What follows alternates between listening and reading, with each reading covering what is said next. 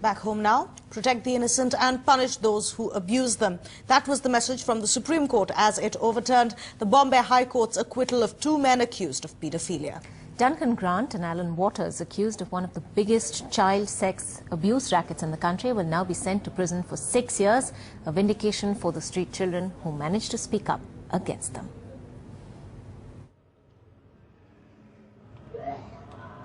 NDTV से आए हैं। ये डंकन ग्रांट किधर है अभी?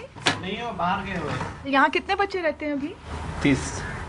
10 years ago, Anchorage shelter was busted, exposing one of India's biggest child abuse rackets. Its street children had spoken up against the sexual abuse they endured at the hands of the British manager Duncan Grant and his friend Alan Waters. Shockingly, Anchorage still exists, Duncan Grant still in charge. Taking exception, the Supreme Court has stepped in and has now asked Grant and Waters to be sent back to jail.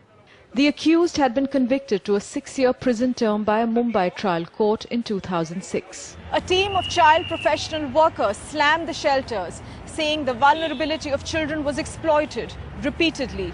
Orphans as young as 8 testified that they were forced to perform sexual favors. Voices the Bombay High Court overlooked while acquitting them in 2008.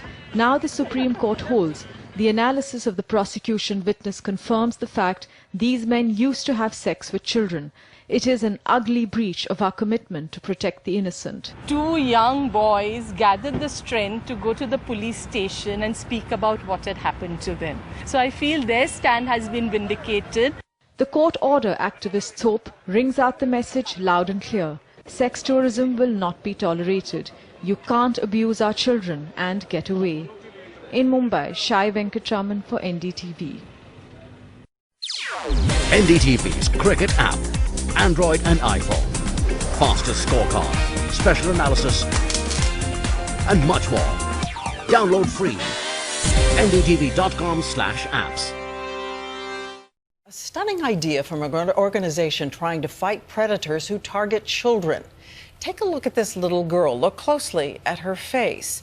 In the span of just 10 weeks, she has helped identify more than 200 suspects right here in the United States because there's something about her that they failed to guess. Here's ABC's Cecilia Vega to tell us. My name is Sweetie. I'm 10 years old. This little girl from the Philippines single-handedly helped identify 1,000 predators from around the world. Every day, I had to sit in front of the webcam. The predators flocked, sometimes hundreds at a time, but they had no idea that what they were seeing was completely fake. But what they don't know, I'm not real.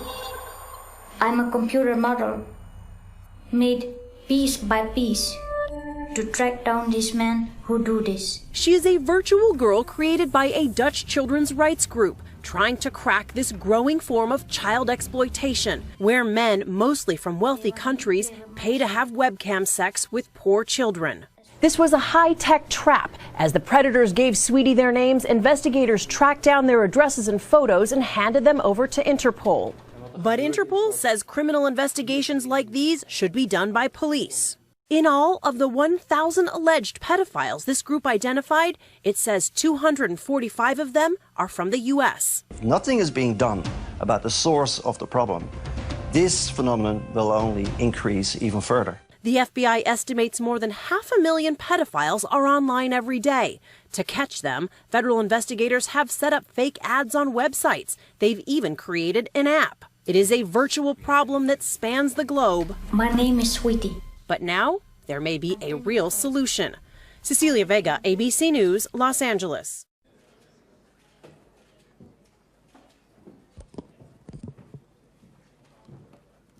I'd now like to open it up to questions.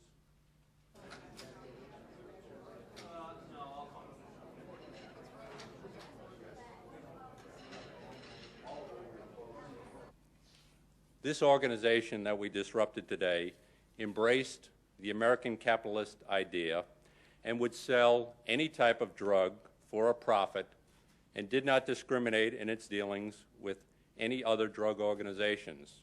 For example, they sold to Dominicans, blacks, Middle Easterners, and any other organized crime group throughout the United States.